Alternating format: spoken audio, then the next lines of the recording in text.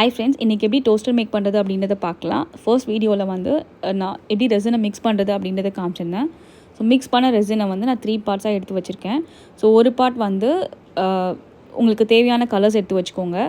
So நான் வந்து pink and silver எடுத்து வச்சுருக்கேன். ஸோ பிங்க்கை வந்து நல்லா மிக்ஸ் பண்ணிவிட்டு அதுக்கப்புறம் போர் பண்ணிக்கிறேன். ஸோ எங்கெங்கெல்லாம் கேப்ஸ் இருக்கோ நீங்கள் அங்கேயுமே ஃபில் பண்ணிக்கோங்க.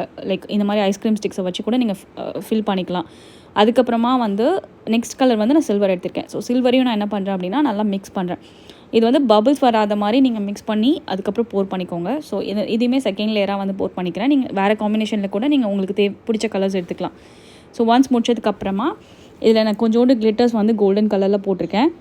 அதுக்கப்புறம் வந்து 24 hours கழித்து உங்களுக்கு இப்படி தான் வந்து உங்களுக்கு டோஸ்டர் வந்து கிடைக்கும். சூப்பராக வந்து டோஸ்டர் ரெடி ஆகிடுச்சு. அவ்வளோதான்.